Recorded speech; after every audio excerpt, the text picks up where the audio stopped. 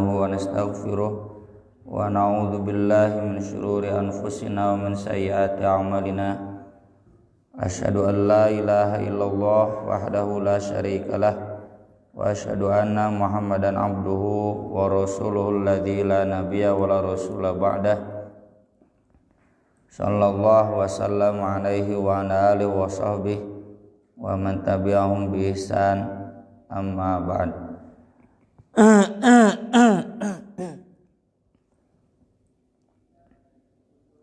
Babun kalamun nabiyyi sallallahu alaihi wasallam liqatla badrin ba'da mautihim. Tentang dialog Nabi. Dialog itu tidak harus berbalas. Dialog itu percakapan, perkataan, perbincangan Nabi sallallahu alaihi wasallam kepada korban-korban perang Badar, korban-korban mati, korban-korban yang terbunuh dalam perang Badar, yang dimaksud orang kafir ba'da mautihim, sesudah mereka mati. Kalau kaum muslimin bahasanya jarang qatla, tapi syuhada, orang-orang yang mati syahid, bukan orang-orang yang terbunuh.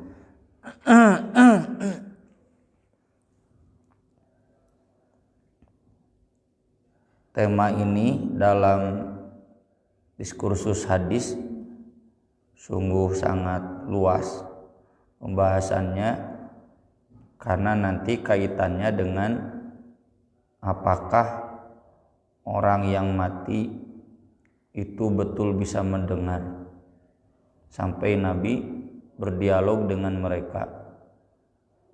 Apakah yang mendengar itu pendengaran fisiknya atau pendengaran ruhnya? Nanti konsekuensinya pada apakah nanti yang disiksa kubur itu adalah fisik, wujud fisik manusianya, ataukah ruhnya.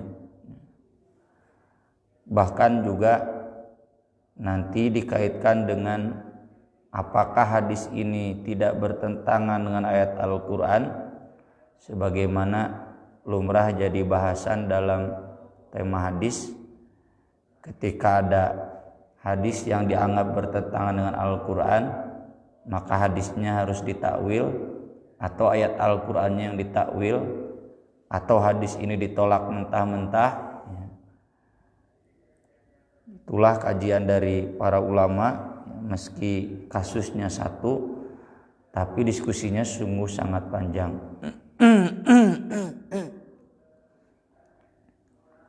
An Anas bin Malik radhiyallahu an, dari Anas bin Malik radhiyallahu an, anna Rasulullah sallallahu alaihi wasallam taraka qatla badrin salasan. Rasulullah sallallahu alaihi wasallam membiarkan korban mati dari kaum kafir dalam perang Badar selama 3 hari. Dalam riwayat lain disebutkan jelas salasata ayyam. Dan dalam riwayat lain disebutkan Nabi sallallahu alaihi wasallam kalau zaharu ala qaumin, kalau menang atas satu kaum, menaklukkan satu kaum, itu Nabi tidak langsung pulang. Nabi tinggal dulu di sana selama 3 hari. Jadi Nabi ini tidak langsung pulang beres perang Badar, tapi tinggal dulu di Badar selama 3 hari. Dan pada saat itu orang-orang kafir, Abu Jahal dan kawan-kawan, itu jenazahnya dibiarkan tergeletak begitu saja. Beda dengan syuhada Badar, itu sudah dibahas dulu ya dalam bab mati syahid. Mereka dikumpulkan dalam satu liang lahat, dikuburkan langsung. Summa atahum, kemudian Nabi mendatangi mereka. Mereka di sini jenazah-jenazah orang-orang yang sudah mati. Faqama alaihim, Nabi berdiri di hadapan mereka. Fanadahum, lalu menyeru mereka dengan keras. Faqala, kata Nabi, ya Aba Jahl bin Hisham, hei Abu Jahal bin Hisham. Nama aslinya Amr. Nabi jarang panggil nama aslinya karena memang ini tokoh, ya, tokoh nomor 1 dalam kebodohan, maka dipanggilnya Abu Jahal. Boleh kita memanggil dengan panggilan yang jelek kalau itu untuk orang kafir yang sudah terang-terangan dia jadi musuh Islam. Yang nggak boleh itu memanggil panggilan yang jelek kepada orang Islam, nggak boleh, ya. Nama bagus-bagus Adpar jadi PE, nah itu nggak boleh, ya. Merusak nama. Ya Umayyah bin Khalaf, wahai Umayyah bin Khalaf. Ya Utbah bin Rabi'ah, hai Utbah bin Rabi'ah. Ya Syaibah bin Rabi'ah, hai Syaibah bin Rabi'ah. Ini dalam riwayat lain disebutkan jumlahnya 24 orang, tapi Nabi menyebutkan 4 tokohnya saja. Jadi yang dibiarkan tergeletak, ya, itu 24 orang. Alaisa qad wajadtum ma wa'adakum rabbukum haqqo? Bukankah kalian sudah menemukan apa yang dijanjikan oleh Rabb kalian kepada kalian adalah benar? Fa inni qad wajadtu ma wa'adani rabbi haqqo. Maka sungguh aku telah menemukan apa yang dijanjikan kepadaku oleh Rabbku itu sebagai sebuah kebenaran.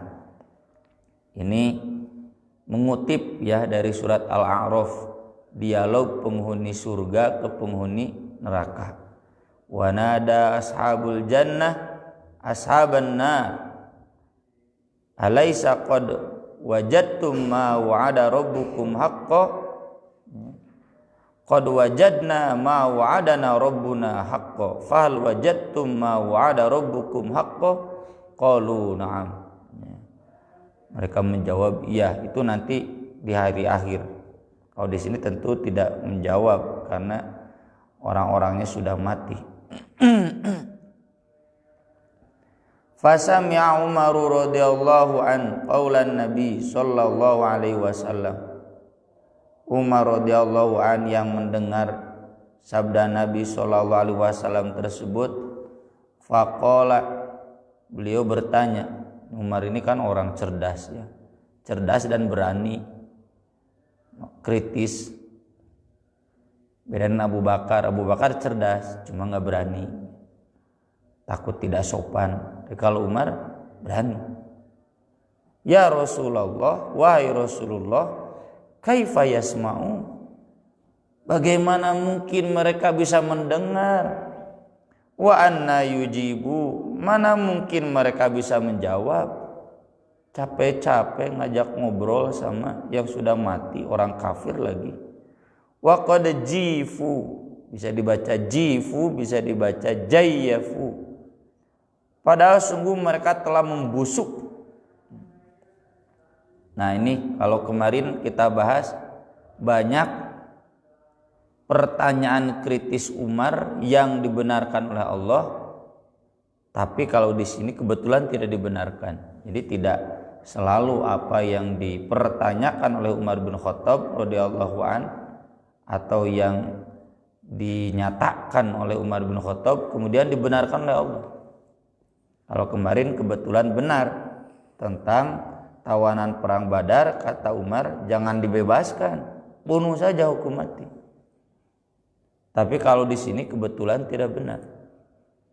Nabi menjawab, walladzi nafsi biyadihi, demi zat yang jiwaku ada di tangannya, maksudnya demi Allah. Ma antum bi asma'a lima aqulu minhum, kalian tidak lebih mendengar apa yang aku katakan dibanding mereka. Jadi kalau kalian bisa mendengar apa yang aku katakan, mereka juga sama. kalian tidak lebih tajam pendengarannya daripada mereka. Mereka juga sama tajam, maksudnya begitu.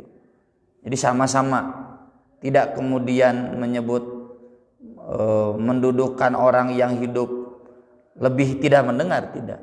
Maksud kalian tidak bisa lebih tajam pendengarannya dibanding mereka, maksudnya sama. Orang yang mati meski sudah 3 hari, ya, itu selama dia ada belum dikuburkan, tidak pendengarannya sama dengan orang yang masih hidup. Walakinnahum la yaqdiruna an yujibu, tetapi mereka tidak mampu menjawab. Dalam riwayat lain, ya, kalau kita telusuri, yasma'una kama tasma'un, mereka bisa mendengar sebagaimana kalian mendengar. Kalau kita mendengar kan berarti dengan pendengaran fisik. Tsumma amara bihim fasuhibu, kemudian Rasul memerintahkan mereka agar diseret. Faulqu fi qalibi badrin, lalu dilemparkan, dimasukkan ke dalam sumur Badar. Qalib itu sumur yang bentengnya dari batu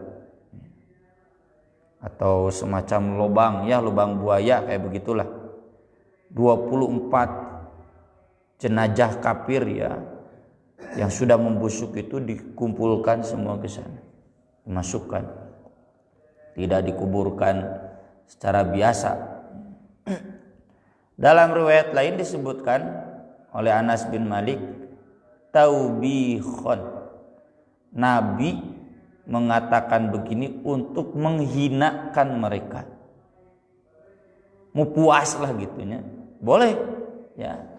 Dalam konteks perang yang jelas ini antara Islam dan kafir, jelas menang, boleh kita mengutarakan kata-kata yang kemudian merendahkan, asal jangan kayak supporter sepak bola saja, ya, mainnya belum dan itu bukan Islam dan kafir, cuma Persija, ya, sudah saling merendahkan, itu nggak boleh.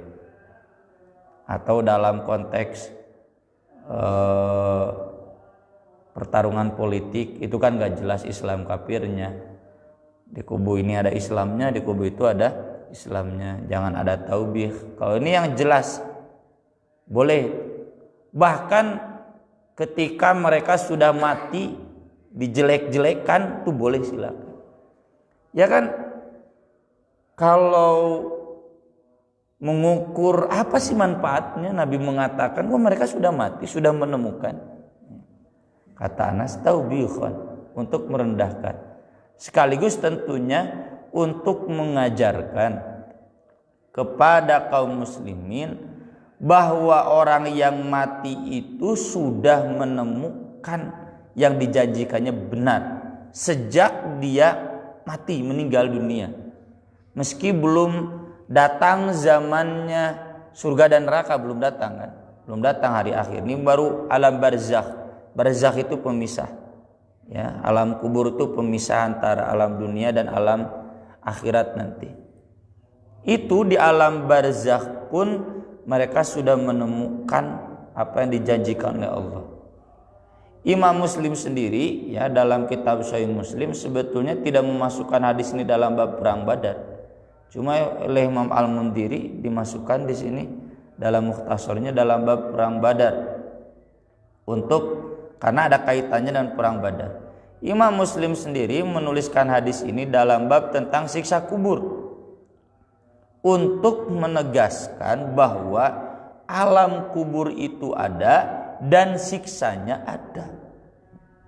Karena memang di masa-masa awal Aisyah sendiri radhiyallahu anha, beliau kaget ketika ada tetangganya Yahudi, ya, di hadis-hadis bab tentang siksa kubur, yang memberitahukan kepadanya bahwa nanti orang yang sudah mati itu disiksa di kubur. Aisyah kaget, masa orang sudah mati kan gak merasakan apa-apa, kok disiksa? Bukankah nanti di akhirat? Lalu konfirmasi kepada Nabi SAW, dan Nabi mengatakan iya ada. Dalilnya kalau dihimpun itu banyak ya. Di antaranya ini. Pernyataan Nabi, orang kafir itu sudah menemukan yang dijanjikan oleh Allah benar, itu kan di masa belum datang alam akhirat. Ini alam kubur. Jadi orang kafir sudah merasakan apa yang dijanjikan oleh Allah itu benar, di antaranya adalah siksa. Nah, yang jadi masalah ya seputar hadis ini, ada komentar dari Aisyah radhiyallahu anha, dan cukup sering beliau memberikan komentar atas hadis yang saking cerdasnya beliau sering memprotesnya. Kata beliau, yang dimaksud hadis ini bukan berarti orang yang sudah mati bisa mendengar. Walakin ya'lamuna anna ma qala ar-rasulu haqqun, kata Aisyah. Yang dimaksud itu kalau benar Nabi bersabda begitu, kan Aisyah nggak ikut perang Badar, adalah orang mati tahu bahwa apa yang dijanjikan oleh Allah sudah mereka rasakan. Bukan berarti mereka bisa mendengar. Aisyah kemudian mengutip firman Allah dalam Quran surat An-Naml, juga dalam surat Ar-Rum.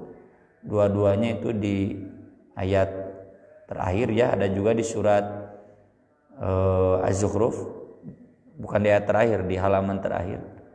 Fa innaka la tusmi'ul mauta wa la tusmi'us summad du'a idza wallaw mudbirin. Atau dalam surat Saba, wa ma anta bimusmi'im man fil kubur.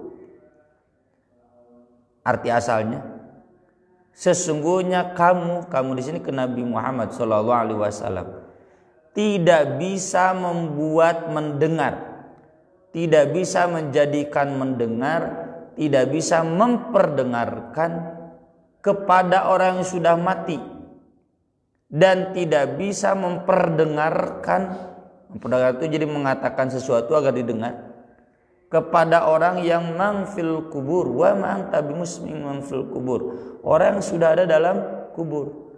Nah, Aisyah dengan berlandaskan pada ayat itu, beliau menolak hadis ini dipahami secara dohir. Sama dengan hadis kata Nabi, orang yang mati akan disiksa gara-gara tangisan keluarganya. Jadi kalau ada keluarga kita yang meninggal, naudzubillah min dzalik, maka kita disiksa, nanti disiksa kubur. Aisyah protes, masa yang dosanya orang lain kok yang disiksanya ini? Bukan begitu katanya. Kata Aisyah, yu'adzabu bi khoti'atihi wa dzanbihi. Dia disiksa karena dosa dia, karena kesalahan dia, yang kemudian menyebabkan keluarganya menangis, gitu. Jadi Aisyah menakwil. Kenapa? Karena kata Aisyah, wala taziru waziratu wizra ukhra. Orang yang berdosa tidak bisa menimpakan dosanya kepada yang lain.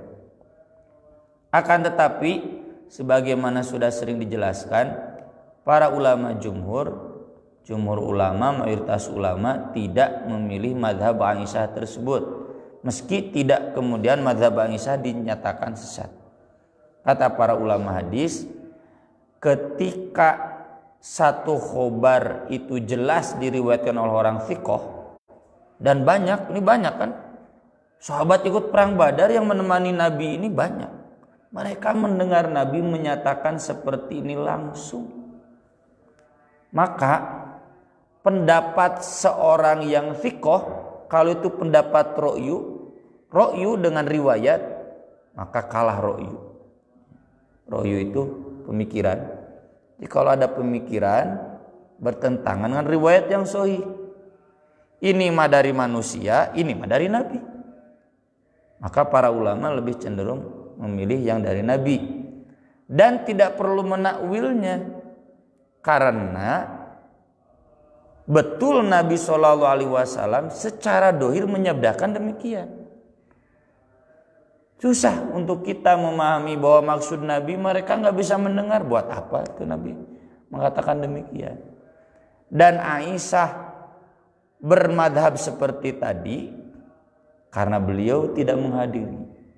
Termasuk dalam kasus orang yang mati disiksa karena tangisan keluarga, para ulama menjelaskan demikian. Aisyah kan jarang menghadiri majelis Nabi. Sementara sahabat yang meriwayatkannya ada 20 lebih, bahwa memang orang yang mati itu disiksa kalau ada keluarganya yang menangisinya. Makanya Nabi melarang ada keluarga menangisi orang yang meninggal. Sekaligus dalam hal ini para ulama menjelaskan apa yang dimaksud fa innaka la tusmi'ul mauta wa ma anta bimusmi'in man fil kubur, itu adalah tasbih. Karena ayat itu ditujukan kepada Nabi SAW yang berdakwah kepada orang kafir, bukan ditujukan kepada Nabi SAW yang berdakwah kepada orang yang mati, karena nggak pernah dilakukan. Ya. Jadi ayat itu tidak menegur Nabi. Nabi diam di kuburan misalkan ya, lalu berceramah, lalu ditegur sama Allah, innaka la tusmi'ul mauta wa ma anta bimusmi'in man fil kubur wa la tusmi'us summad du'a. Kamu nggak bisa memperdengarkan kepada orang yang mati, orang yang dalam kubur. Bukan.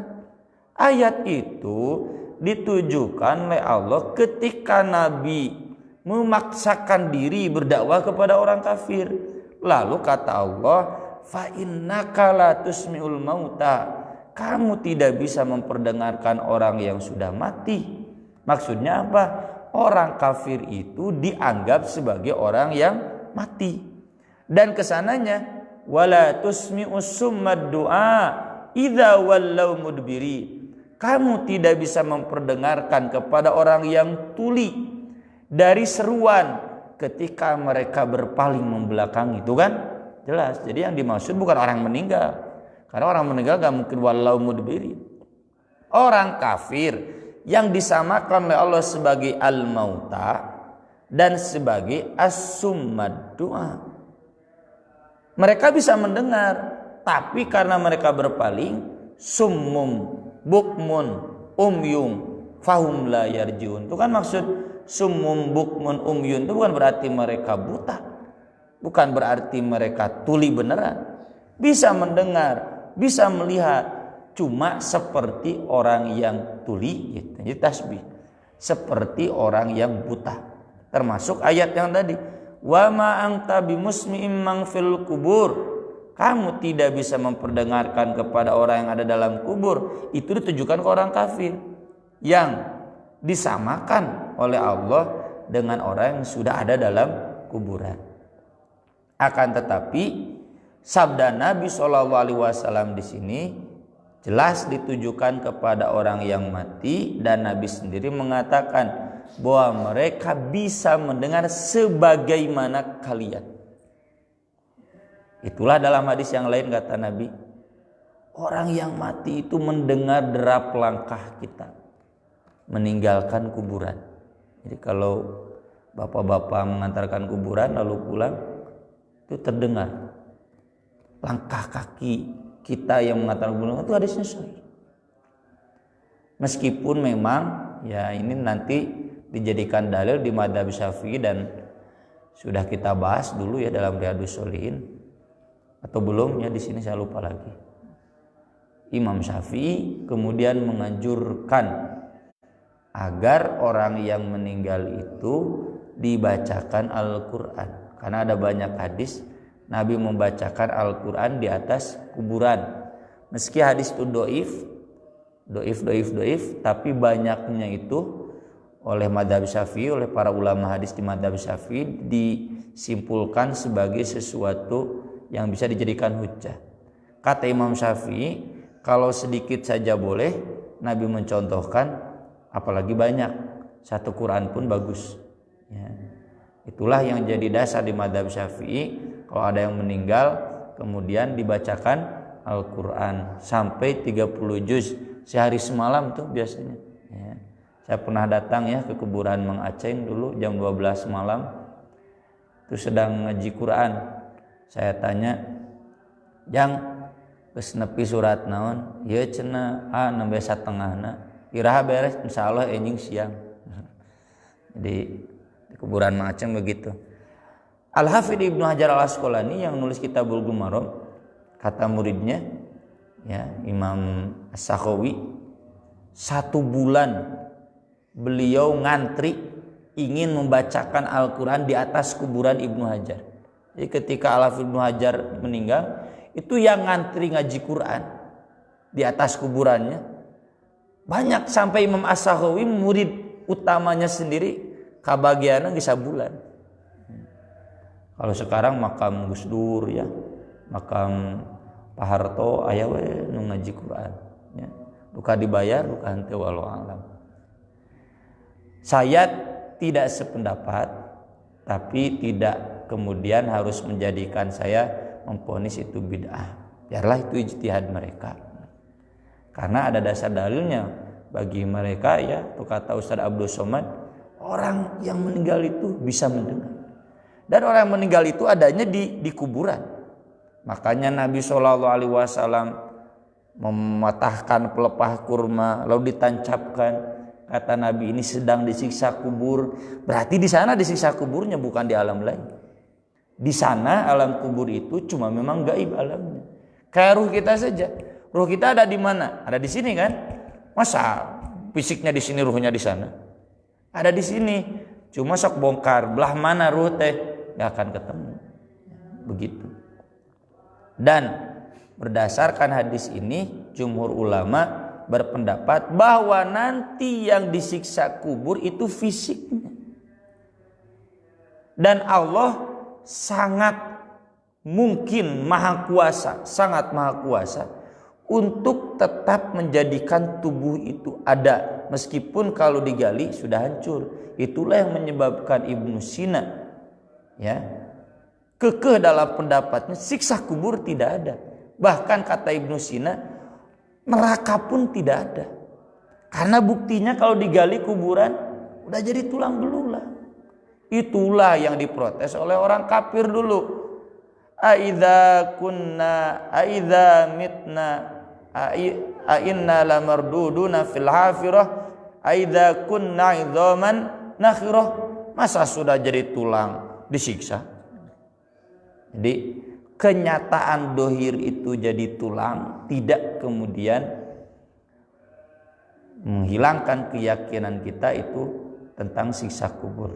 Sebagian ulama yang lain ya, yang ikut ijtihadnya Aisyah mengatakan yang disiksa kubur itu adalah ruhnya. Walau alam, yang jelas siksa kubur itu ada, dan mereka hidup di kubur bisa mendengar, bisa merasakan, dan yang paling aman kita memahami seperti yang dipahami oleh jumhur ulama, karena Nabi sendiri mengatakan demikian. Terlebih dalam ayat Al-Quran, jangankan di alam kubur, di akhirat nanti kata Allah, baddalnahum juludan ghairaha, diganti lagi kulitnya, diganti lagi kulitnya. Berarti kulit ini ada. Allah mampu, sangat maha kuasa untuk mewujudkannya meski itu ada di luar nalar kita. Wallahu a'lam bishawab. Aqulu qouli hadza wa astaghfirullah li wa lakum. Subhanakallahumma bihamdik asyhadu an la ilaha illa anta astaghfiruka wa atubu ilaik. Wassalatu wassalamu ala ruslinal karim. Wassalamu alaikum warahmatullahi wabarakatuh.